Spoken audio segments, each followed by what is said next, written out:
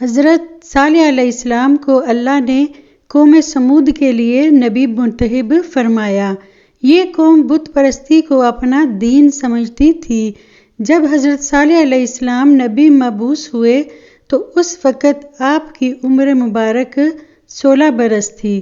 حضرت صالح علیہ السلام نے اپنی قوم کو 104 سال تک تبلیغ کی، لیکن کسی نے بھی آپ کی نبوت کی تصدیق نہ کی۔ آخرکار حضرت صالح علیہ السلام نے قوم سے کہا کہ آؤ آپس میں ایک منصفانہ فیصلہ کرتے ہیں۔ تمہارے بتوں سے اپنی حاجت طلب کروں گا۔ اگر بتوں نے میری حاجت پوری کر دی تو میں دین کی تبلیغ چھوڑ دوں گا، اور اگر بتوں نے میری حاجت پوری نہ کی تو تم سب اپنا مطالبہ میرے سامنے رکھنا، میں اسے اللہ کی بارگاہ میں پیش کروں گا۔ اگر اللہ نے تمہارا مطالبہ پورا کر دیا تو تم ایمان لاؤ گے اور بت پرستی کو چھوڑ دو گے۔ سب نے یہ کہا، یہ معقول پیشکش ہے۔ ہمارے بتوں سے کچھ مانگ کر تو دیکھو، وہ سب کچھ آپ کو دیں گے۔ قوم نے اور حضرت صالح علیہ السلام نے ایک دن مقرر کیا، اور وہ دن مشرکین کی عید کا دن تھا۔ اس دن لوگ گھروں سے بت کندھوں پر اٹھا کر نکلے اور صحرا میں آئے۔ انہیں اپنے بتوں پر بڑا ناز تھا۔ انہوں نے بت زمین پر رکھے اور ان کو راضی کرنے کے لیے رقص کیا، یہاں تک کہ پوجا کرتے کرتے دوپہر ہو گئی۔ پھر انہوں نے اپنے بتوں کی مدح و ثنا کرتے ہوئے انہیں مخاطب کر کے کہا، اے ہمارے معبود، آج کے دن ہمیں تمہاری مدد کی خاص ضرورت ہے۔ آج صالح تم سے جو کچھ مانگے اس کی حاجت روائی کرو، ورنہ وہ ہمیں رسوا کر دے گا۔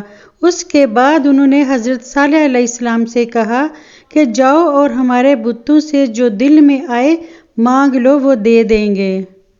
حضرت صالح علیہ السلام سب سے پہلے بڑے بت کے پاس گئے اور آپ نے اسے آواز دی، لیکن بت کی طرف سے کوئی جواب موصول نہ ہوا۔ آپ دوسرے بت کے پاس اسے مخاطب کیا، لیکن وہاں سے بھی کوئی جواب موصول نہ ہوا۔ حضرت صالح علیہ السلام باری باری سب بتوں کے پاس گئے، لیکن کہیں سے بھی جواب نہ ملا۔ یہ منظر وہاں لوگ اپنی آنکھوں سے دیکھ رہے تھے۔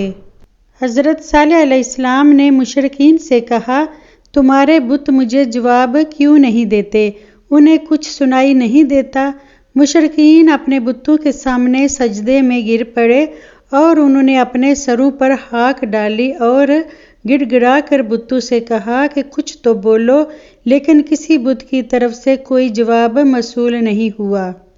حضرت صالح علیہ السلام نے دوبارہ بتوں سے خطاب کیا، لیکن کسی بھی بت نے جواب نہ دیا۔ مشرکین اپنے بتوں کی یہ لاچاری دیکھ کر زور زور سے رونے لگے، لیکن بت پھر بھی خاموش رہے۔ سورج غروب ہونے کا وقت قریب پہنچا تو حضرت صالح علیہ السلام نے ان سے فرمایا، اب میری طرف سے تمہیں اجازت ہے، تم میرے رب سے جو کچھ مانگنا چاہو مانگ لو۔ مشرکین نے اپنے 70 افراد کا انتخاب کیا اور کہا، یہ ہمارے نمائندے ہیں، یہ جو کچھ بھی آپ کے خدا سے مانگے، اگر آپ کے خدا نے دے دیا تو ہم آپ پر ایمان لے آئیں گے۔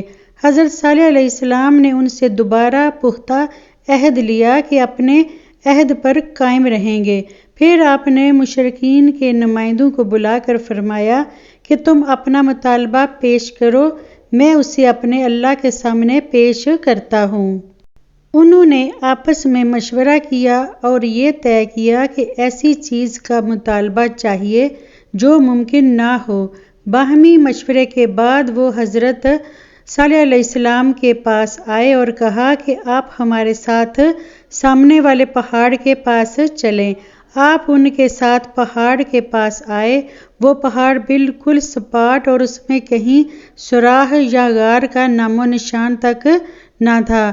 ان کی قوم نے کہا، آپ خدا سے دعا کریں کہ اس پہاڑ کو شق کرے اور اس میں سے ایک چیز برآمد کرے جس میں یہ صفات ہوں، اونٹنی ہو، حاملہ اونٹنی ہو، اس کا رنگ سرخ ہو اس کے جسم پر لمبے لمبے بال ہوں، اونٹنی کا حمل 10 ماہ کو ہو، اس کے کندھے اور پہلوؤں کے درمیان 1 میل کا فاصلہ ہو۔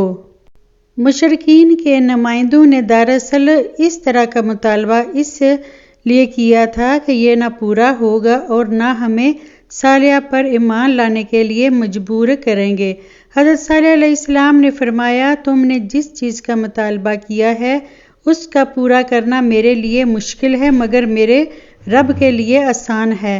اس کے بعد حضرت صالح علیہ السلام نے اللہ سے ان کا مطالبہ پیش کیا اور عرض کی کہ اے اللہ، ان کا مطالبہ پورا کر دے۔ جیسے ہی حضرت صالح کی دعا ختم ہوئی، پہاڑ پھٹ گیا اور اس سے ہولناک آواز آئی۔ پھر پہاڑی سے ایسے آواز آئی جیسے عورت کی آواز حمل کے وقت آتی ہے۔ پھر پہاڑ سے اونٹنی کا سر برآمد ہوا اور پھر آہستہ آہستہ اس کا پورا دڑ باہر آ گیا۔ اور اس میں وہ تمام علامات موجود تھیں جن کا مشرکین نے مطالبہ کیا تھا۔ مشرکین کے نمائندوں نے جب یہ اللہ کی قدرت دیکھی تو بے ساختہ کہا، اے صالح علیہ السلام، تیرے رب نے بہت جلدی تیری دعا قبول کر لی ہے، اب اپنے رب سے کہو کہ یہ اونٹنی بچے کو جنم دے۔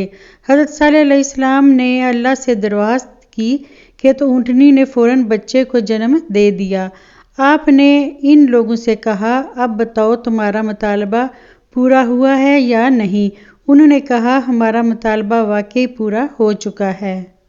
آپ ہمارے ساتھ ہماری قوم کے پاس چلیں، ہم نے جو کچھ دیکھا ہے انہیں اس کی خبر دیں گے تاکہ وہ آپ پر ایمان لائیں، اور جہاں تک ہمارا تعلق ہے ہم آپ پر ایمان لاتے ہیں اور آپ کی تصدیق کرتے ہیں۔ حضرت صالح علیہ السلام ان کی یہ بات سن کر خوش ہو گئے اور انہیں لے کر قوم کی طرف روانہ ہو گئے۔ راستے میں 64 افراد اپنے ایمان سے ہٹ گئے اور مرتد ہو گئے اور انہوں نے کہا کہ ہم نے جو کچھ دیکھا وہ سب جادو ہے۔ البتہ 70 میں سے 6 افراد اپنے ایمان پر قائم رہے۔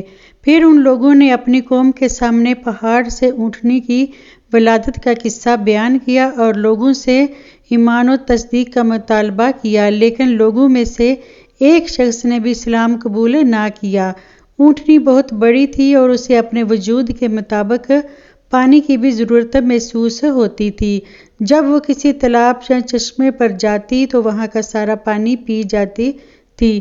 لوگوں نے حضرت صالح علیہ السلام کے پاس اس بات کی شکایت کی کہ آپ نے فرمایا آئندہ ایسا نہیں ہوگا، ایک دن تم پانی پینا اور ایک دن اونٹنی پانی پیے گی۔ جس دن اونٹنی پانی پیے گی اس دن تم سب اونٹنی کا دودھ پینا اور خوب سیر ہو کر پینا۔ چنانچہ ایک دن لوگ چشموں کا پانی پیتے تھے اور دوسرے دن اونٹنی پانی پیتی تھی۔ اس دن لوگ اپنے گھروں سے دودھ کے برتن لے آتے اور پانی کی جگہ دودھ بھر کر گھروں میں لے جاتے اور خوب سیر ہو کر پیتے تھے۔ دن گزرتے گئے اور شہر کے لوگ اس اونٹنی سے جان چھڑانے کی سوچنے لگے اور اس سے نفرت کرنے لگے۔ انہوں نے اونٹنی کو قتل کرنے کے لیے 2 لوگ منتخب کیے، ایک کا نام قدار تھا اور دوسرے کا نام مسدہ تھا۔ یہ دونوں ولد ازنا تھے اور انہیں 2 بدکار عورتوں سے عشق تھا اور ان بدکار ان سے کہا کہ اگر تم صالح کی اونٹنی کو قتل کر دو تو ہم تم سے زنا کرنے کو تیار ہو جائیں گی۔ ان دونوں نے اونٹنی کو قتل کرنے کے لیے ایک دن مقرر کیا اور جب وہ دن آیا تو مسدہ اور قدار نے اونٹنی کو تیر مارے، اونٹنی گر پڑی۔ پھر قدار آگے بڑھا اور اس نے تلوار سے اونٹنی کی ٹانگیں کاٹ دیں۔ پھر اس کے بعد وہ لوگ اس اونٹنی پر ٹوٹ پڑے اور اس کے گوشت کے ٹکڑے کیے اور گوشت اپنے گھروں کو لے گئے۔ اونٹنی کا بچہ بھاگا۔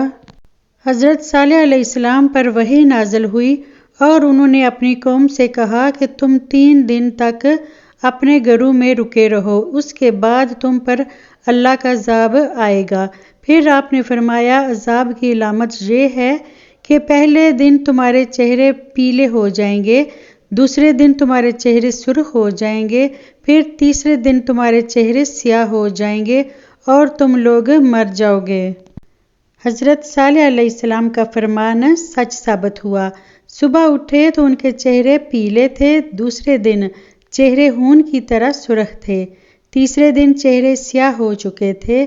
پھر جبرائیل علیہ السلام نے ایک زوردار چیخ ماری جس سے ان کے دل اور کانوں کے پردے پھٹ گئے اور وہ پلک جھپکنے میں ہلاک ہو گئے۔ اس کے بعد اللہ تعالیٰ نے آسمان سے آگ بھیجی جس نے انہیں جلا کر راکھ کر دیا۔